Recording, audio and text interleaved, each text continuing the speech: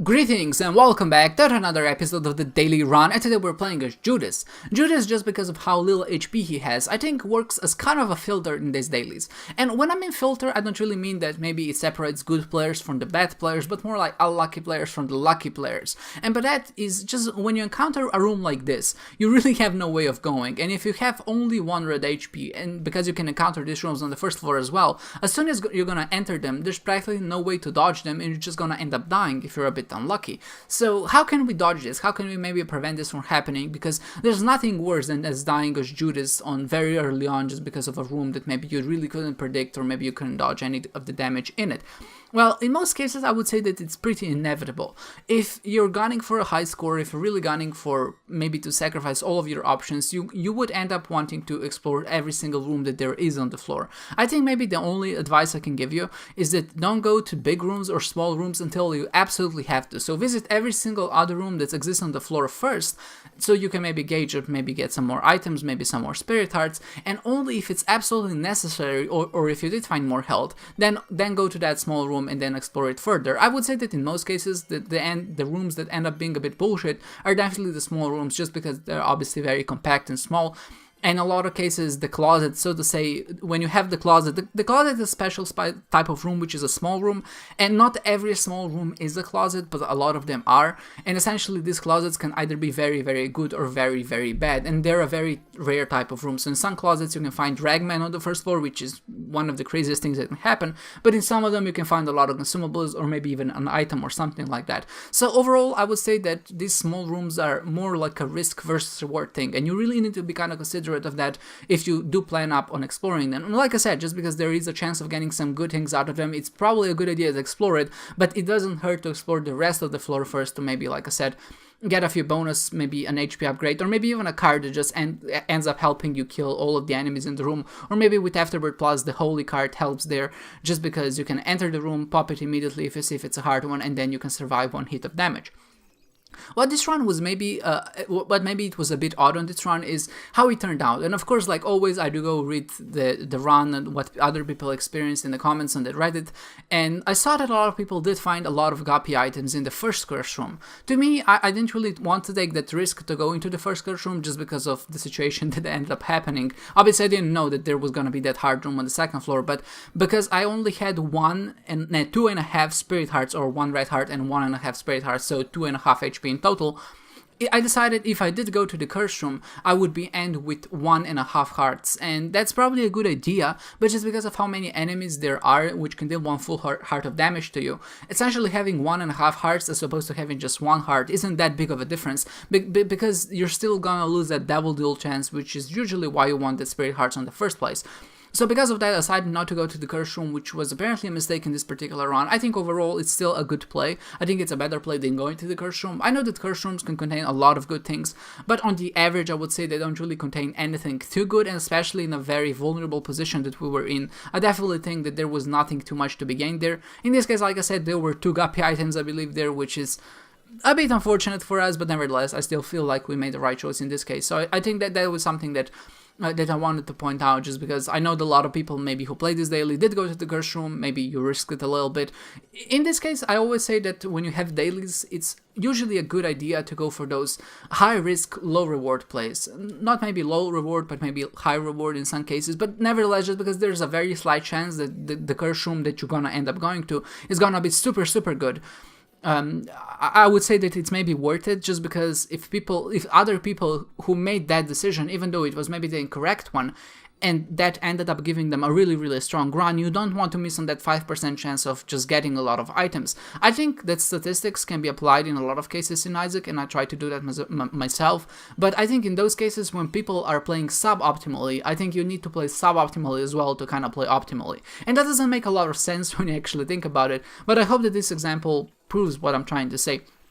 Just because of how this game works, there are a lot of items which can essentially change the whole tone of your run by just picking them up, and a lot of them can be found in the curse room. So maybe something like Forget Me Now, I think that's in the curse room. That's in the secret room, but I'm not sure if you can find the curse room. But you can definitely find Goat Head in the curse room, and the Goat Head definitely changes how you play a run. It can really affect the power. So let's say that in 10% of the cases, let's say even less, like let's say that there's a 1% chance that you're gonna find goat head in any particular curse room that you enter in. And I would say that just because of how many people play these dailies, some people obviously don't know the optimal strategy, some people are maybe a bit of a riskier player, some people maybe don't even care and they just really want a powerful run. And what they do is they will end up entering that curse room and they're gonna be finding that goat head in that one particular instance. Even though we know that in 100 or in another 99 cases we're not really gonna get anything out of it, it's still a good idea to go to those rooms, just because essentially that means that 1% or however many people decide to go to the curse room are just gonna have an inherent advantage over us for something that was as simple as going to the curse room. And because of that, we can never rank as highly as those people who did take that risk. So just because of that, I think we kind of need to force ourselves out of our comfort zone to play suboptimal in a sense, to actually get ahead. And in that reason, I definitely think that I should have gone to the curse room. When I actually think back about it, there's a lot of curse rooms which maybe don't end up giving you anything except some spirit hearts, and in this case that would be okay too, because I'm not really kind of going there just to get powerful. But if I just recuperate my cause, that's gonna be okay as well, just because I do get some exploration bonus for actually going into that room. So maybe in retrospect I would do it in any other case, even though that would mean that on the second floor I would end up losing my health. Then of course I think I should have adjusted my play and not enter that small room immediately on the second floor, because obviously, like I said before, those can contain some really nasty rooms. And I think if I did that, that would be probably the most optimal play I could have done in this particular daily. But I still think that my decision wasn't too bad. It didn't really cost me that much, just because the rest of the run was decently strong.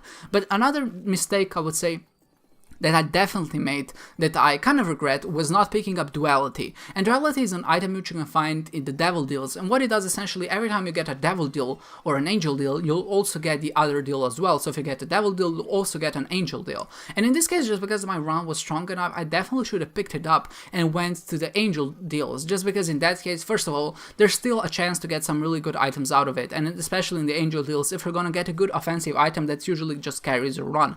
But in this particular run, just because we were set already, or at least I felt like I was powerful enough to tackle Mega Satan and the rest of the game essentially, I could have gone to the Angel Deals and then fight the Angel Statues. And like I said in my previous video, the Angel Statues give you like 300 points per piece, which I think is something akin to the Challenge Room, maybe even the Boss Trap Room, which is obviously worth a lot. So if you can even fight like 3 of them, I think you gain like at least 800 points, and obviously that's a very big get if you can afford to do that. You know, at that point, maybe I was a bit too late in the run. I think I was on the 5th floor when Duality was offered to me.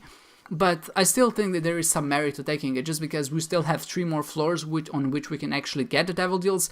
But also what can happen, I believe, if you have the Joker card, you can get teleported to the Angel Deal. Now, I'm not sure about that, don't quote me on that, but I would assume it worked like that, just because it also gives you a chance to go to Angel Rooms as well. So in that case, I think that we could have used the Joker card later on to maybe get to the Angel Deal, or just because I had one at that point, I could have used that to actually go and visit it and just get more points that way. So I think that I did lose like on a 500 points on average there, which is a bit of a bummer. It's not that big of a mistake again, but definitely one that I think I should have circumvented. And I was actually debating whether I should pick it up or not. I decided not to pick it up without any reason other than I was kind of afraid of a higher item penalty, which is a bit unwarranted, because I think I do get hung up on item penalty just a bit too much, and I do end up missing some synergies which would help me break the game sometimes, or just sometimes I would end up getting a higher score because of the items I don't pick up. In a lot of cases, you need to think about items as opportunity costs. You never should just look at them as items which lose you points, but you should look at them, what do I gain for losing points for this item? In the case of Duality, I think we just gain a lot of chances of finding some really nice items, but most of all, just getting higher chance of actually getting more points by fighting the Angel Statues. I think that would be the right choice in this one, but overall still not that big of a mistake when I actually think about it. With all of the rest of the items, you can see that this run went pretty well. We had a lot of damage items. A lot of damage items I didn't really know were damage items until like a few dailies ago, which is kind of embarrassing considering I have like 600 hours in this game, but still I digress. This was a decent run with, I think we had Quad Shot at the start, and then I picked up Monstrous Lung, which is not something that you should do because it tanks your tier delay. You can see it's almost at 80 here, but every time we do shoot with our Monstrous Lung shots, we essentially just tear ass and just kill every boss in one shot, which is usually something you're gunning for if you have this high tier delay, but still we did end up being in this very strong position. One thing that definitely helped a lot was also holy shots, combined with how many shots you actually shoot with Monstrous Lung, but also the fractal shots from Shatterbones. So Shatterbones essentially, whenever you hit an enemy, those tears split into 3, or maybe it's a random chance of how many tears there are, but let's say that there are 3 bones or maybe 3 more tears, and each of them also has a chance to have a Holy Light shot, and because when those hit, then you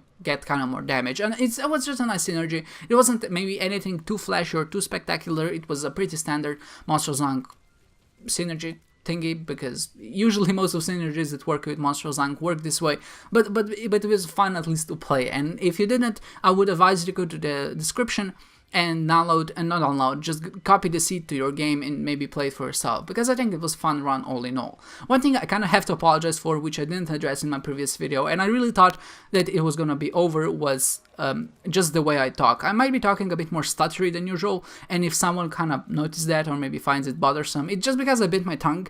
And I thought it was gonna heal by this time, and it didn't, and I'm still kind of having trouble by talking for a prolonged period of time, and that's why I'm kind of struggling. I hope it'll be better in the next 2 or 3 days, but until then you'll kind of have to be patient with me, just because I am having a hard time talking at the same time while I'm actually focusing on my tongue, which I bit, which is, I think that's the biggest mistake that the human body evolution has made, putting tongue in a very vulnerable place where you can actually bite it with your own teeth. That just seems like a mistake. Like, the tongue should never extend past your teeth. I don't understand why it is there, but still, I think that this is a bad idea, and whoever thought of it should be fired for it. But still, at least we had a good daily, and we can not complain about that.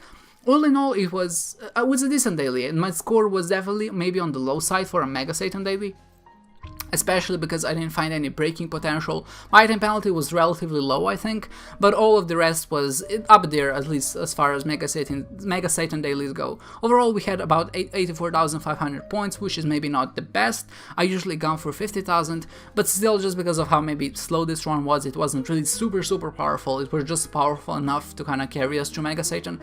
I would still say that we were in a very comfortable spot. With the end score of 86th, or end rank, I think that's decent, and I'm kind of proud that we didn't go back to my previous daily, or at least a few previous dailies where I ranked in the top 300s, so it's just nice to be once in the top 100s again. And with how we finished, I think we can do better, and I definitely think that this daily is a tell that more good things are yet to come, and I do hope that you enjoyed it, and I do hope that you played it and tried it out, because I think it was one of those dailies that really did test your skill. Sure, maybe that curse room on the first floor was a bit variance included, but if you didn't go to it, I think you had a very fun experience and also a fun challenge, just because of how difficult some of the runes were with the combination of items that we got. I hope you enjoyed this one, guys, and I hope to see you next time.